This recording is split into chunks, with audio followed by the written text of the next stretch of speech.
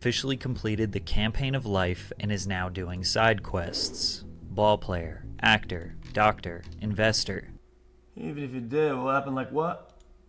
Well, it's kind of weird because I respect it. Okay, he likes his significant other. Okay, the thing is though, is that sometimes they get into drama. I'm parasocial as fuck. I don't give a fuck. Okay, this Gomez slash Haley Bieber drama, that shit is fucking cringe. That shit is cringe. And the thing is that the things that his wife was saying on social media were just odd. It was like very like bully behavior, odd behavior. It's just odd. And she's like acting like she knows like the big fame and what the spotlight is like. Brother, there's a bunch of clips of her going out and like, dude, people don't even know who she is. Like, brother, what the fuck are you on about? You ever seen that clip before? Oh man, oh shit, there's a bunch of them. DJ. Police officer? Shaq was always a big fan of side quests. He had his own video game and released 4 studio albums before he had a championship ring. At Louisiana State... Oh my god, hold up. I'm not debating your girlfriend, I don't give a fuck.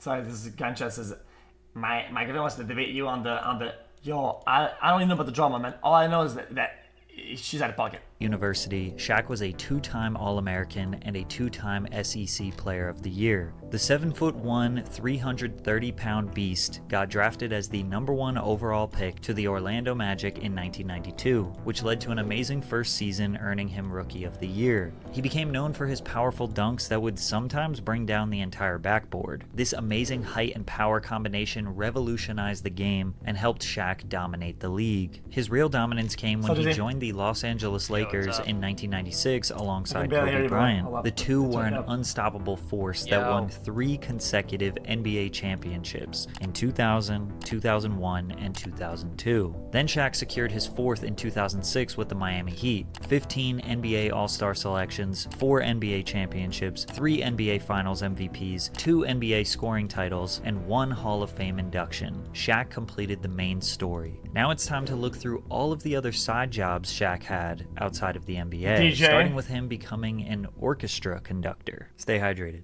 During his time at the Boston Celtics, the PR team approached Shaq with the idea of conducting the Boston Props Orchestra, a world-famous orchestra founded back in 1885. This wasn't just for show either. Shaq attended a full rehearsal and learned the ropes of a professional conductor. Shaq would take the baton and lead the orchestra in 3 songs, with the final song being We Are the Champions by Queen, aiming to rally the fans in the audience around the team in the coming season. Also, Shaq became the tallest conductor in the Boston Props history. And speaking of music, Shaq has bars. Did you know Shaq released 4 studio albums and 2 compilation albums? In 1992, Shaquille would make an appearance on Arsenio Hall's late night talk show, sharing the stage with his favorite rapper at the time, Fu Schnickens. The performance caught the attention of Jive Records, who reached out to O'Neal with an impressive offer, $10 million for 3 albums. While Shaq never intended to pursue a serious career as a rapper, he saw the opportunity as a chance to collaborate with his hip-hop idols. His debut album, Shaq Diesel, quickly gained traction, reaching the 25th spot on the Billboard Hot 200 charts and selling over 1 million copies, officially making it certified platinum.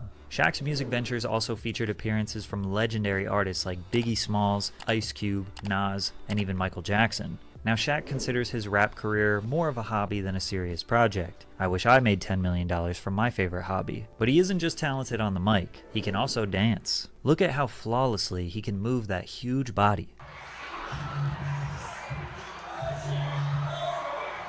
Oh shit, what the fuck? After that little break dance, we got to see even more of his moves at the 2009 NBA All-Star Game alongside the professional dance group, the Jabbawockeez. The big Shaqtus himself, Shaquille O'Neal. You thought his music career was done? Wrong. Shaq is quite literally the biggest DJ in the world. DJ Diesel is a very active bass music DJ who performs at festivals all summer. Messing around with turntables was a hobby that dates back to Diesel's teenage years. He never did any performances, only for some friends. O'Neal was introduced to Tomorrow World in 2014 by his then girlfriend Letitia. I went to a concert 5 years ago, Tomorrow World. and I saw 500,000 people just jamming. And it gave me something that I've been missing since I retired. It gave me that adrenaline boost. And when the beats drop, you see 500,000 people doing this. Shaq wanted that adrenaline rush for himself. He got connected with a booking agency who hired him as a celebrity DJ, and he took offense to that, assuming he didn't know what he was doing. After a few club appearances, he made them an offer. Give me one chance to rock a crowd, 100,000. If I don't do well, fire me and I'll never do it again. This landed him a spot at Lost Lands in 2018, where he absolutely shocked the crowd. From there, he became a go-to for major festivals: Tomorrowland, Lollapalooza, Hard Summer. He even became known as the dubstep dad. I could have chose any style of music. I like bass music. I'm 7 foot 350. I consider myself hard. When I played on the basketball court, I was hard. I like the hard drops. I like the kids that bang their heads on rail. I like mosh pits. And the coolest part about his DJ career is that he Jesus. does it all for free. That's right, it's truly just a hobby for him. But make no mistake, Shaq is no dummy when it comes to getting paid, because he isn't doing all those commercials for free. And neither am I. So let me tell you about today's sponsor, Underdog Find. Gold Bond, Papa John's, Burger King, Pepsi, Wheaties, Lyft, Radio Shack, Epson Printer, Age of Beard, Nintendo DS, Tamagotchi Life. The list goes on as Shaq has endorsed well over 100 brands in his life. But the one I think of first is Icy Hot. for sure. And the reason behind it is pretty funny. I had a thigh bruise and the Lakers trainer put some Icy Hot on my thighs. And I was having a great game, but my boys were starting to get real hot. And then I'm running and they're getting too hot. I had to call a timeout and tell the trainer, hey man, my balls are on fire. After that incident, Shaq got in touch with Icy Hot, and things took off from there. They worked out a sweet deal where Shaq not only starred in their commercials, but also became a part owner of the company. But that's not the first time Shaq liked a product so much he became an owner of the company. In fact, he's done this over 50 times. He's a partial owner of 155 Five Guys burger restaurants, 17 Annie Ann's pretzel restaurants, 150 car washes, 40 24-hour fitness centers, a shopping center, a movie theater,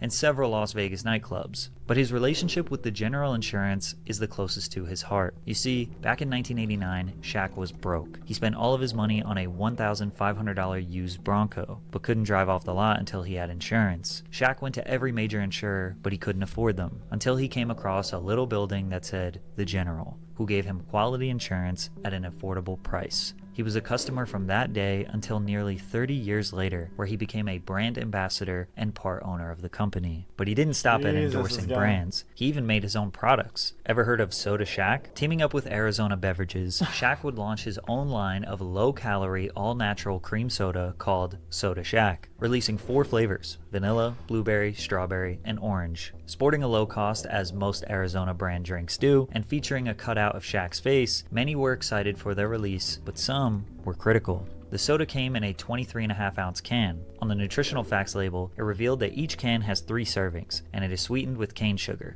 With 90 calories per serving, that meant that each can contained a total of 270 calories and packed a whopping 72 grams of sugar. Even through all the criticism 7 years after being discontinued, Soda Shack still has many fans hoping for a return. But this wasn't even his first sugary treat. Mr. Big was the name of his 1995 candy bar. The standard bar is made of a layered vanilla wafer coated in caramel, peanuts, and Rice Crisps while being smothered in chocolate coating. The bar is the length of 2 standard-sized bars, around 8 inches long, which is also the same size as Shaq's. Did you know he also made his own video game? Shaq Fu is a 2D fighting game, similar to early Mortal Kombat or Street Fighter games, starring Shaq as the main character. Published by EA and released to gaming systems such as the Sega Genesis and Super NES on October 28th, 1994. The plot of the game is that Shaq walks into a dojo while heading to a charity basketball game in Japan. After speaking to a martial arts master, Shaq goes to another dimension, where he must rescue a young boy named Nezu from an evil mummy. If you don't think this is very interesting, a lot of people would agree with you. Shaq Fu in recent years has been regarded as one of the worst video games of all time by many game critics. Nintendo Power had 12 staff members vote in a list for the 10 worst games of all time, which placed Shaq Fu at the 3rd worst place on their list. Yet still, the game got a reboot and let me go back to that. Which placed Shaq Fu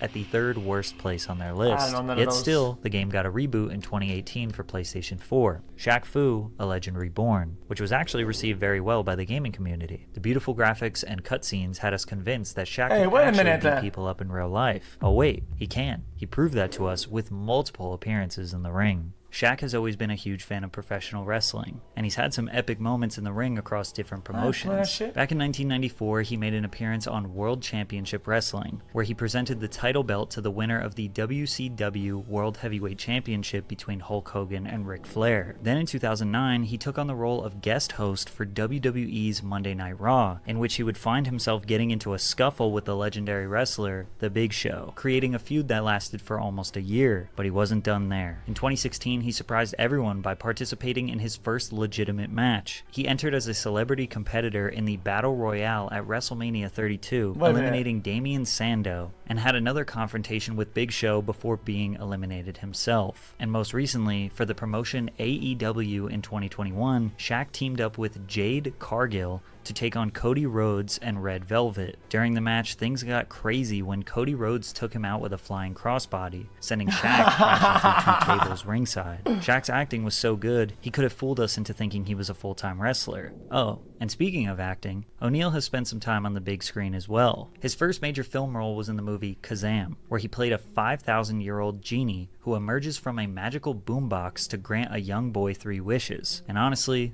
the film sucked. But he still managed to pocket a cool $7 million for his time. Pretty good month if you ask me. Most of his acting career beyond that wasn't really acting because he often just played himself. As you can imagine, it's hard to cast a 7-foot superhuman as just another character. True. He had guest appearances on Curb Your Enthusiasm, My Wife and Kids, and The Parkers. He also had fun cameo roles in movies such as Freddy Got Fingered, Jack and Jill, and Scary Movie 4. But that's not all. Shaq even lent his voice to animated versions of himself on several occasions, and taking voice acting roles in multiple animated films like The Lego Movie. But he isn't limited to just guest appearances and cameos. He also has headlined a few of his own reality TV shows. Shaq Life is still an ongoing series that provides an inside look into his family life, but the more interesting ones were Shaq's Big Challenge and Shaq Versus. Shaq's Big Challenge documented his efforts to help 6 severely obese middle school aged children lose weight and gain a healthy lifestyle. And Shaq Versus was basically him challenging other professional athletes at their own sports, which was viewed by multiple millions of people every episode. For some reason, watching a 7-foot man do anything besides play basketball was entertaining. Now, it's pretty common for an NBA player to have their own signature shoe, but O'Neal made a shocking decision that let us know exactly what kind of person he truly is. With an amazing first season in the NBA underway, Shaq caught the eye of Reebok and secured a significant multi-year deal with them worth $15 million.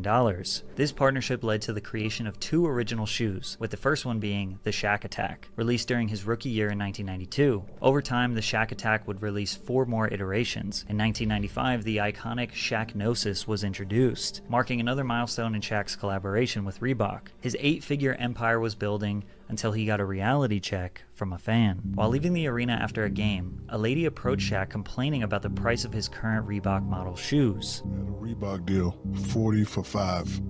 And I'm leaving the arena one day and this lady she's ripping me a new hat. You mother, charging these babies all this money for the shoes. So I had like a $2,000 in my pocket. I was like, ma'am, I don't make the prices. Here you go. And she smacked the money in my hand. Why don't you mother make a shoe that's affordable? And I thought about it. And I was like, you know what? She's right. That day, Shaq cut ties with Reebok and started his brand. He went to his favorite store, Walmart, and they made a deal to make his shoes as affordable as possible. The price ranged from as low as $12 to around $30. Since then, they've sold over 400 million pairs. Instead of trying to create the most hype shoe to compete with Jordan, he did the opposite. Because of this, some people even tried to make fun of Shaq. And unfortunately, the kids that wore his sneakers would oftentimes get picked on as well, on the basis that Shaq wasn't cool enough or iconic enough to compete with Jordans. But when you think about it, he did a really great thing for kids all around the world who struggled financially but needed a decent pair of basketball shoes. And he still made a ton of money. His impression. This is like if you went up to a fucking to a skate park wearing Sugis or whatever.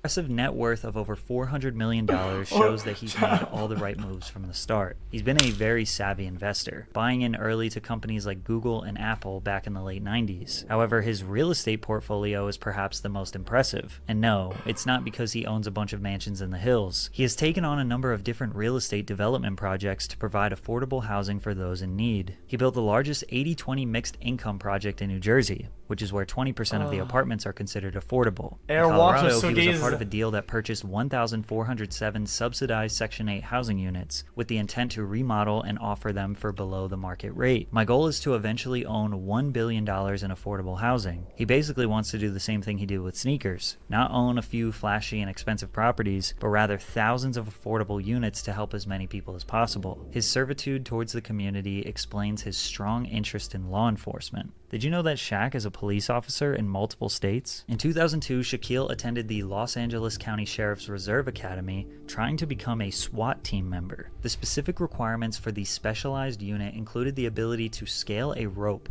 100 feet in the air. O'Neal had completed the conditioning tests, the sit-ups, the push-ups, had endured the verbal assaults and disciplinary penalties, but he was just too heavy to accomplish the rope climb. He tried it 12 times. The last one, he reached 75 feet in the air before plummeting to the ground. Despite his failure, he became a reserve officer with the Los Angeles Port Police, receiving sufficient training to carry a gun and ride as a second man in a Port Police car with senior officers. But it didn't stop there. When he got traded to the Heat, he worked as a reserve officer in Miami from 2003 to 2005. His annual salary, $1. However, a leak of his Miami Beach police questionnaire definitely raised a few problems. The reason being, he treated it like a joke. Under special skills he possessed, he said, laptop computer, binoculars, master of surveillance. For primary occupation, he put Grand Theft Auto investigations. Now, as someone who would be considered legally able to carry a gun and serve the community, you would think they wouldn't allow jokes on the application. However, Shaq never abused his power, so I guess it's okay. In 2005, he was honored with the title of U.S. Deputy Marshal. In 2013, Shaq was officially sworn in as a part-time Golden Beach, Florida police officer. In 2015, he was sworn in as a reserve police officer at the Doral, Florida Police Department. In 2016, Shaquille O'Neal was sworn in as a Clayton County, Georgia Sheriff's Deputy. In 2019, he was sworn in as an auxiliary deputy with the Broward County, Florida Sheriff's Department. In 2020, he was named a Special Reserve Deputy in St. Martin Parish, Louisiana. Just about every city he visits, he taps in with the local PD to see what's going on. And I'm sure by now you're probably wondering, since he's a police officer in all these different counties, has he ever done any actual police work? Although he does have some stories of kicking in doors and finding dead bodies, Shaq seems to be more of a just-in-case type officer. However, he does have one pretty good traffic stop story. Darius Miles, former small forward for the Los Angeles Clippers, was one day running late for practice.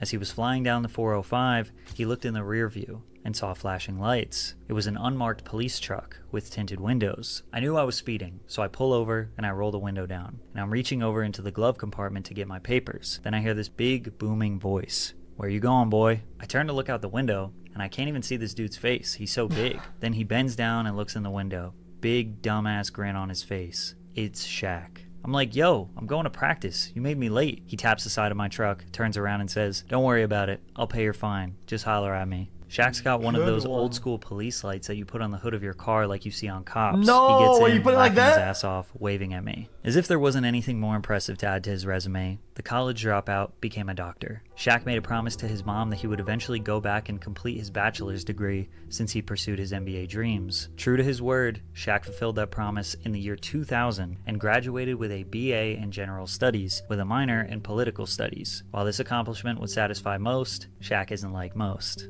Just 5 years later, O'Neal pursued further education. He earned online a Master of Business. Bro, I'm not getting chat. I could probably put my wrist in this fucking ring right there. My entire arm fits in there. Education. He earned online a Master of Business Administration degree through the University of Phoenix, saying, "It's just something to have on my resume for when I get back into reality. Someday I might have to put down a basketball and have a regular 9-to-5 like everybody else." Towards the end of his playing career, he began to work on a doctorate at Barry University, eventually completing the program and receiving a Doctor of Education degree in Human Resource Development, making him formally Dr. Shaquille O'Neal. So the big question that everybody wants to know, what will Shaq do next? Well, probably a little bit of everything. Jesus. For over 30 Now, order food? Yeah, I've been waiting for food for the longest time.